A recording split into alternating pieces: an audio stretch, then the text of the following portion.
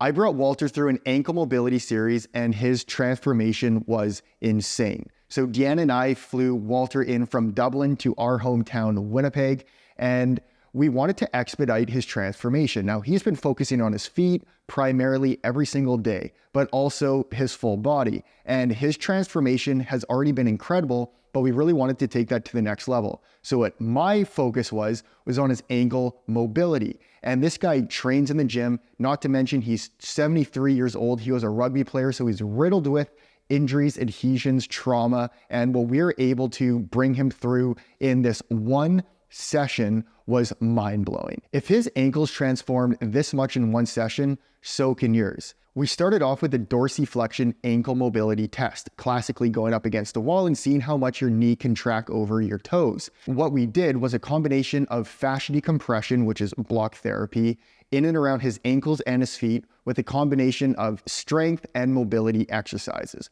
But now what I want to break down is there's two main postures that contribute to poor ankle mobility. One common posture can be your hips externally rotate, your knees externally rotate, your tibia, and even your feet. So you actually have too much weight on the lateral portion of your feet, causing a really high arch in the foot. But more commonly is the second scenario, where we internally rotate at the hips, our knees will adduct, so coming closer together, but then the tibia will externally rotate, but then we have a collapsed arch, and then our feet tend to externally rotate like a duck. And generally, you have a lot of your weight, if not majority of your weight, on the balls of your feet, primarily your big toe.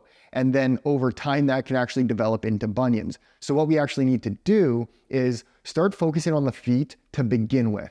And then we can start working in and around the ankles and really progress with that ankle dorsiflexion. In this video, we use our blocks from block therapy. So that's what I'm showing with Walter. However, for the fascia decompression component, you can just use a rolled up towel as the tool for fascia decompression. And then all you really need is your body weight to perform all of these strengthening and mobility exercises. So here's Walter, and let's get started with the ankle mobility series. I got Walter here with us. He came in from Dublin, and Walter had massive success by working on your feet all the way up the chain into your shoulders, your neck, your head. And there's an amazing discussion that Deanna and Walter did on our YouTube channel. I'll link to this so that you can check it out. We're going to do the dorsiflexion mobility test, and let's get started. Really, all you need is, of course, a wall. And if you have a measuring tape, that's great, just so that you can gauge how much range of motion you're gaining with your dorsiflexion as you perform these routines and even this complete series. So starting with Walter's left ankle, we could see that his knee would track over his toes 1.5 inches. And then we repeated this on the right side. And we noticed that he had a little bit more dorsiflexion with his right ankle than his left. He had about 1.75 inches on the right side, meaning that he has about a 1/4 inch more dorsiflexion on his right ankle than his left ankle. We're going to now perform the routine with Walter, and we're going to revisit this at the end and see if we made any improvements. Okay. All right, let's get started. The first block therapy position we're going to be doing is the bottom of the feet. And we're going to be starting on that left foot. So Walter, nice and slow. Yep. Let's bring your left foot. And you can do this up against the wall. We're just doing this on a half rack squat rack here. For a majority of you, using your body weight and gravity is definitely going to be enough pressure. However, Walter here is using his right foot. He's kind of drilling that into his left, but this is going to get nice and deep within the plantar fascia, within the feet, to help create that release. But make sure that you're breathing in and out through your nose. You're never restricting or holding your breath, and you're making these small, intricate movements to slowly get a little bit deeper into your feet so that we can release more of the adhesion stored within the connective tissue. So now Walter's going to perform this on the right foot. You perform this on the right foot as well. And then we're going to be doing the follow-up exercise that's going to be complementing this block therapy position. The first thing I want you to do is slowly bend the knees, and they're tracking directly over your second toe. And then when you're ready, nice and slow, bring the heels directly off of the floor or the platform. And as you're doing this, keep those knees bent. We don't want to straighten the knees, just like as you see Walter's doing here. Then an extremely important point here, which is the whole point of this exercise, is really grip your toes into the floor, into the platform. We want to start strengthening the feet. It's going to feel awkward. You might start shaking. You might start shaking quite vigorously, and that's okay. That even happens to me at times as well. For the second routine, we're going to be starting off with a position, a block therapy position on the anterior tibialis, which is this fairly large muscle just on the lateral portion of your tibia. First off, Walter is showing the single block version, or of course you can use a rolled up towel directly on the anterior tibialis. So this is, if you're on your left side, just left of that shin bone. And you can see he bent his right leg to his side just for that stability and support. And the next variation is having a block directly over top of the Achilles and at the gluteal fold. And then the second block or the second towel will be positioned again on that same area on the anterior tibialis. And this can be higher or lower wherever you prefer to work. And you want to make sure that your breath is your guide. You're not rushing or forcing this position. And you want to spend a minimum of 3 to 5 minutes here. Take your time as you get out here. Let's exhale up. Again, we're going to repeat this position on the other side. And just for the sake of timing of this video, do that position now. We're going to be doing this off camera, and then we're going to be jumping into the exercise following this position. Now for the exercise, we're going to be focusing primarily exactly where we worked, which is the anterior tibialis. And there's quite a few different exercises that you can do, but something that everybody can do without any equipment is all you need is a wall. So Walter, I'm going to have you about a foot distance away from the wall and just lean into it like that. And all we're focusing on doing here is raising the feet up towards the ceiling, just like that. So we're going to get into a nice flow here where we're going to be exhaling nice and slow on the way up. And then we're going to be inhaling nice and slow on the way down. Walter, we're going to get started in 3, 2, 1, and nice and slow exhale up. Inhale down. Perfect. So don't get frustrated if you can't bring your feet that high off of the floor. Again, the further you stand away from the wall, typically it will be a little bit easier. You'll have more leverage. The closer you get to the wall will be more challenging. And again, perform these nice and slow. Feel that anterior tibialis engaging, because that's what you're going to want to be feeling. This is going to be helping with the ankles, but also with the knees. That completes routine number 2. We'll see you in the third routine. To start off the third routine, we're going to be doing the classic calf position. Now, there's 2 different ways of approaching this. Walter's going to be doing this one kneeling on the block, which will look like this. And again, you can have this high up or lower down towards the calf. Alternatively, again, using either the buddy or the baby, you can just position it like this and just bring your right leg over top of the left, and you can search from here. So starting on the left side, position the towel or the block quite high up if you can in the crevice of the knee. If not, again, you can work any length here that you want. Walter has his right leg bent to his side just for that stability. And then nice and slowly apply your pressure directly over top of the block. And you're going to really feel that pressure build up into the calf. You may also feel this in the hamstring. But this is lengthening the ankle. This is going to be releasing the calf, unlocking these adhesions, which is significantly going to help with the dorsiflexion. Again, make sure that you spend a minimum of 3 to 5 minutes here. It's going to be painful. The calves store a lot of pain and tension, so if you need to, you can definitely spend more time here. Nice and slow. Let's exhale up and off.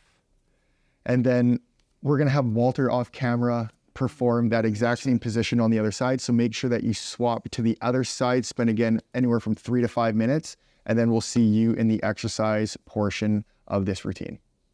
So now we're jumping into the exercise component here, and Walter's already ready to jump in here. So what we're trying to do and accomplish with this exercise is we want to bring that left leg out to the side like Walter is showing here.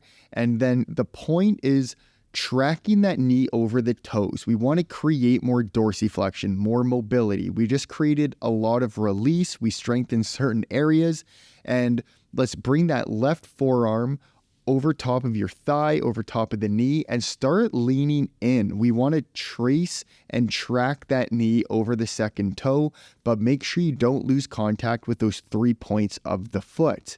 And as you're here, make sure you're breathing. hold this area for 3 to 5 breaths. And then once you've held that, you can release and come back. And then you can approach this position again. Now let's come back into that area where we're bringing the knees over the toes. Let's hold that area for 3 to 5 breaths, and then let's come back and release. So you can perform that a few times, 3 to 5 times, and this is going to help force a little bit more of that dorsiflexion so that you can improve that range of motion. That wraps up routine number 3. We'll see you in routine number 4. We're going to be starting with the blocking portion here, and we're going to be working on the inside of the ankle joint. So we're going to start with that left side. Walter, I'll have you facing this way. And again, you can use your block buddy or your block baby. I know Walter will be using the block buddy for this one. And this is going to be directly under the ankle joint, just like that. Once you have the block or you have the rolled up towel underneath the ankle, just like you can see Walter doing here, you can bring that right foot directly over top of the left Achilles and then just slowly start settling in, kind of surrendering to the pain in this area and connecting to your breath. And then as you settle in, you can slowly search to the left or to the right, searching for those areas of pain, restriction, and adhesion, but you got to make sure you're breathing through those areas. And you're going to notice that Walter here was getting very deep. This was a significantly important position for Walter, and I really believe that this position alone helped contribute his ankle dorsiflexion and really take that to the next level. With this with this position, of course, we're going to be doing this on the right side as well. So we're going to have Walter finish up this position. We're going to be doing this on the right side. And then we got quite a different exercise that we're going to be doing compared to what we were doing earlier in this series to really bring this all together. It can be a little bit more intense. I'm looking forward to showing you that exercise, and we'll get started right away. For this exercise, we're going to be doing a slight variation of a split squat. Now, this is definitely more of an advanced movement. That's also why I'm having it part of the 4th routine. If we're going to be doing a split squat, and for example, this is just what a split squat will look like.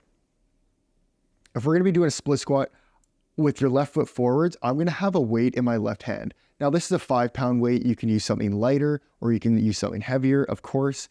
Also, as an alternative, you can do this stepped up about a few inches high, keeping that weight in your left hand, and then you're going to be performing the split squat like this. So now Walter is in that proper starting stance and alignment, and nice and slow as he's coming down. Again, we don't have to focus on depth. I really want him to focus on pushing through that arch. That is so crucial here because we need to regain that arch, regain the foot muscle so that we're not collapsed. We got to strengthen this area, but this exercise really brings it all together. It gets the knees involved, the hips, the glutes, the quads, you name it. And him performing this exercise with 8 to 10 repetitions on each side for doing 3 sets approximately is fantastic, and he's noticed a big change with this exercise. So again, make sure that the knee tracks over that second toe. You're using your breath as your guide, and again, only get as low as what feels comfortable. You can slowly gain more range of motion as you progress. Amazing. How did that feel? Good. More stable. The more reps you do, the more stable and more comfortable you get. Okay. And my ankles are all over the place. Yeah.